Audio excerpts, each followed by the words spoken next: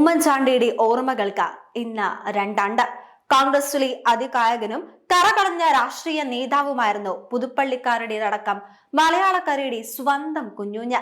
ജനപ്രതിനിധി എന്നൊരു വാക്കിന് പുതിയൊരു നിർവചനവും അതോടൊപ്പം ജനഹൃദയങ്ങളിൽ പുതിയ ചരിത്രവും സൃഷ്ടിച്ച പച്ചയായ മനുഷ്യനാണ് ഉമ്മൻചാണ്ടി.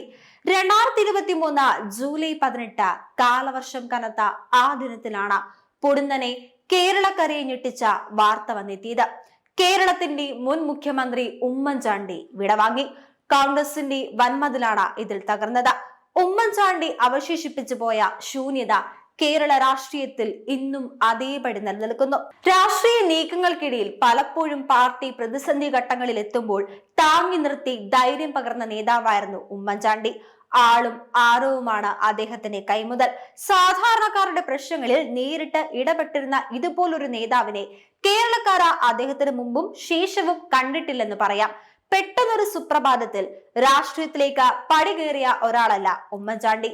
കോളേജ് കാലത്ത് തന്നെ തുടങ്ങി വെച്ചതാണ് അദ്ദേഹത്തിന്റെ രാഷ്ട്രീയ ജീവിതം.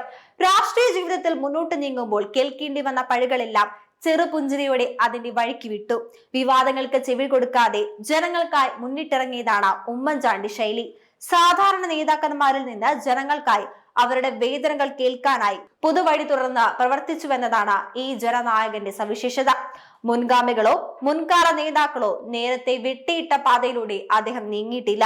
അത്തരത്തിലൊരു രാഷ്ട്രീയ യാത്ര അദ്ദേഹത്തിന് വശമുണ്ടായിരുന്നുമില്ല. വരും കാലങ്ങളിൽ ആർക്കെങ്കിലും വേണമെങ്കിൽ ആ പാത പിൻപറ്റാമെന്ന് മാത്രം. ജനങ്ങൾക്കിടയിൽ നിന്നും അവരുടെ വേദനകൾ ചെവിയോർത്ത് കേൾക്കുന്ന നേതാവിന്റെ പക്കൽ എപ്പോഴും നിറയെ നിവേദനങ്ങളും പോക്കറ്റിൽ നിന്ന് എടുത്തു മാറ്റാത്തൊരു പേനയും ഉണ്ടായിരുന്നു. ജനങ്ങളോട് സംസാരിക്കുകയോ അല്ലെങ്കിൽ കൈവശമുണ്ടായിരുന്ന ഫോണിൽ ആരുടെയെങ്കിലും പരാതികൾ കേൾക്കുകയും അത് പരിഹരിക്കപ്പെടുന്നതും എപ്പോഴും കാണാമായിരുന്നു. പരാതിയുമായി കുട്ടികളാണ് എത്തുന്നതെങ്കിൽ അവരെ പോലും ശ്രദ്ധയോടെ ശ്രവിക്കുമായിരുന്നു ഈ ജനനായകൻ. രാത്രി പുലരുവോളം നിവേദനങ്ങളും ഫയലുകളും പരിശോധിച്ച ഉറങ്ങാത്ത നിരവധി രാത്രികൾ ഉണ്ടായിരുന്നു അദ്ദേഹത്തിന്. അതിന് കാരണമാകട്ടെ തന്റെ കയ്യിലെത്തിയ ഈ നിവേദനങ്ങളിലും ഫയലുകളിലുമുള്ളത് അകലെ ഇവിടെയോ പുതിയൊരു ജീവിതത്തിന്റെ പുലരി വെളിച്ചമുണ്ടെന്ന ഉള്ളുറപ്പിലാണ്. ഇനിയും കാലങ്ങൾ എത്ര താണ്ടിയാലും ജനഹൃദയങ്ങളിൽ ഈ ജനനായകന് പുതുപ്പള്ളിയുടെ കുഞ്ഞുഞ്ഞിന് മരണമില്ല. 2 തവണ കേരളത്തിന്റെ മുഖ്യമന്ത്രിയായും 1 തവണ പ്രതിപക്ഷ നേതാവായും 1/2 നൂറ്റാണ്ടിലധികം തുടർച്ചയായി ഒരു നിയോജക മണ്ഡലത്തിൽ നിന്ന് നിയമസഭയിലെത്തിയ നേതാവാണ് ഉമ്മൻചാണ്ടി. പുതുപ്പള്ളിയുടെ മേൽവിലാസമായ കുഞ്ഞുഞ്ഞ് കേരളത്തിന്റെ മുഖ്യമന്ത്രിയായി മാറിയപ്പോൾ സംസ്ഥാനത്തിന് ലഭിച്ചത് ജനാധിപത്യത്തിൽ പകരം വയ്ക്കാനില്ലാത്ത അപൂർവ വ്യക്തിത്വത്തെയായിരുന്നു. പുതുപ്പള്ളി സെയിന്റ് ജോർജ് ഹൈസ്കൂളിലെ KSU യൂണിറ്റ് പ്രസിഡന്റിൽ തുടങ്ങി കേരളത്തിന്റെ മുഖ്യമന്ത്രി സ്ഥാനം വരെ എത്തി നിൽക്കുന്നതായിരുന്നു ഉമ്മൻചാണ്ടിയുടെ രാഷ്ട്രീയ ജീവിതം. ഇതിനിടെ MLA പദവും ധനകാര്യവും ആഭ്യന്തരവും തൊഴിൽ വകുപ്പുമെല്ലാം പയറ്റി തെളിഞ്ഞു. 2004 AK ആന്റണി രാജിവെച്ചു. പിന്നാലെ അദ്ദേഹത്തിന്റെ വലം കൈയായിരുന്ന ഉമ്മൻചാണ്ടിയുടെ കൈകളിലേക്ക് ഭരണമെത്തി.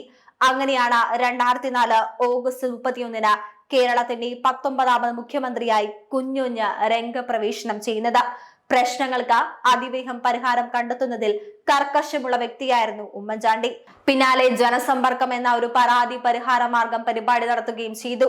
വിവിധ ജില്ലകളിൽ വിളിച്ചു ചേർക്കുന്ന പരിപാടിയിൽ ജാതിമത രാഷ്ട്രീയ ഭേദമന്യേ ജനങ്ങളോട് നേരിട്ടിടപെട്ട അവരുടെ പ്രശ്നങ്ങൾക്ക് സ്ഥായിയായ പരിഹാര മാർഗം ഉണ്ടാക്കാൻ അദ്ദേഹം അക്ഷീണം പരിശ്രമിച്ചു. അങ്ങനെയാണ് ജനകീയ നേതാവ് എന്ന പേര് ലഭിക്കുന്നത്. പിന്നീട് 2004, 2006, 2011, 2016 വർഷങ്ങളിലൊക്കെയും ഉമ്മൻചാണ്ടി മുഖ്യമന്ത്രിയായി സേവനം അനുഷ്ഠിച്ചു. PDഗ്രി വിദ്യാഭ്യാസം സർക്കാർ ചെലവിലാക്കിയതും കുറഞ്ഞ ചെലവിൽ രാജ്യാന്തര വിമാന സർവീസ് കേരളത്തിലെ എല്ലാ വിമാനത്താവളങ്ങളിൽ നിന്നും ആരംഭിച്ചതും മുതൽ വല്ലാർപാടം കണ്ടെയ്നർ ടെർമിനലിന്റെ പണി തുടങ്ങിയതും ഉമ്മൻചാണ്ടിയുടെ സംഭാവനകളായിരുന്നു.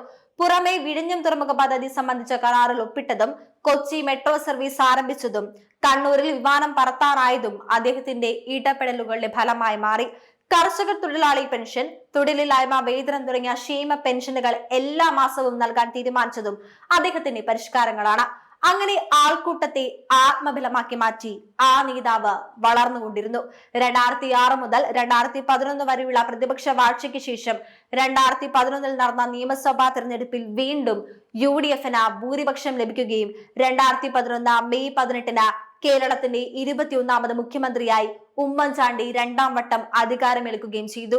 പൊതുഭരണത്തിന് പുറമെ ആഭ്യന്തരം, വിജിലൻസ്, ശാസ്ത്ര സാങ്കേതികം, പരിസ്ഥിതി തുടങ്ങിയ വകുപ്പുകളും അദ്ദേഹം കൈകാര്യം ചെയ്യുകയുണ്ടായി. എന്നാൽ കരുണാകരൻ മുഖ്യപ്രതിയായിരുന്ന പാമുയിൽ കേസിൽ ഉമ്മൻചാണ്ടിക്കെതിരെ വിജിലൻസ് അന്വേഷണം വേണമെന്ന കോടതി ഉത്തരവിനെ തുടർന്ന് 2011 ഓഗസ്റ്റ് 9 അദ്ദേഹം വിജിലൻസ് വകുപ്പിന്റെ ചുമതല തിരുവഞ്ചൂർ രാധാകൃഷ്ണന് കൈമാറി. പിന്നാലെ 2012 കോൺഗ്രസ് മന്ത്രിമാർക്കിടയിൽ അഴിച്ചുപണി നടത്തിയതോടെ ആഭ്യന്തരവും അദ്ദേഹം തിരുവഞ്ചൂരിന് നൽകി. മുഖ്യമന്ത്രിയായിരിക്കെ 2013 സോളാർ അഴിമതി കേസും അതിനെ തുടർന്നുള്ള ലൈംഗിക ആരോപണങ്ങളും ഉമ്മൻചാണ്ടിക്ക് മേൽ ഇടുത്തിയെന്ന പോലെ വീഴുന്നത്. എന്നാൽ തെറ്റുകാരനല്ലെന്ന് ഉറപ്പിച്ചു പറഞ്ഞു. 2022 ഡിസംബർ 28 ഒടുവിൽ ഉമ്മൻചാണ്ടിക്ക് അനുകൂലമായി CBIയുടെ റിപ്പോർട്ട് വന്നു. UDF സർക്കാരിന്റെ അടിവേരിളക്കിയ അഴിമതി കേസ് ഒടുവിൽ കാറ്റൊഴിഞ്ഞ ബലൂൺ പോലെയായി. തന്നെ കല്ലെറിഞ്ഞവർക്കുമേൽ തിരികെ ചെയ്യാൻ പാകമായ ശരങ്ങൾ കിട്ടിയപ്പോഴും ഉമ്മൻചാണ്ടി ചിരിച്ചുകൊണ്ട് പറഞ്ഞത് തനിക്ക് ആരോടും പകയില്ല എന്നാണ്. അദ്ദേഹം ബാക്കി വെച്ചു പോയ മനുഷ്യത്വത്തിന്റെ ഒരു പിടി ശേഷിപ്പുകൾ തന്നെ ധാരാളമാണ് ആ ജനകീയ നേതാവിനെ ഇനിയുള്ള കാലം ഓർത്തുവെക്കാൻ. ഒരുപക്ഷെ ഉമ്മൻചാണ്ടി എന്ന പേരിനേക്കാൾ എല്ലാവർക്കും പ്രിയം കുഞ്ഞുഞ്ഞ് എന്ന വിളിപ്പേരിനോടായിരിക്കും. അത്രയ്ക്കും അടുപ്പമായിരുന്നു ജനങ്ങളും മന്ത്രിയും തമ്മിൽ. അദ്ദേഹത്തിന്റെ വിലാപയാത്രയിലും സംസ്കാര ചടങ്ങുകളിലും തടിച്ചുകൂടിയ ജനലക്ഷങ്ങൾ സാക്ഷ്യപ്പെടുത്തിയതും അതുതന്നെയാണ്. ഉമ്മൻചാണ്ടി അനുസ്മരണ ചടങ്ങുകൾ വിവിധ ഇടങ്ങളിൽ ഇന്ന് നടത്തപ്പെട്ടു.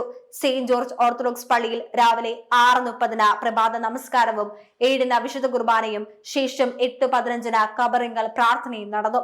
KPCC സംഘടിപ്പിക്കുന്ന അനുസ്മരണ സമ്മേളനം ഉമ്മൻചാണ്ടി സ്മൃതി സംഗമം ലോക്സഭാ പ്രതിപക്ഷ നേതാവ് രാഹുൽ ഗാന്ധി ഉദ്ഘാടനം ചെയ്തു. ഉമ്മൻചാണ്ടി ഫൗണ്ടേഷൻ നിർമ്മിച്ചു നൽകുന്ന 12 വീടുകളുടെ താക്കോൽ കൈമാറ്റവും ഇന്ന് നടത്തപ്പെട്ടു.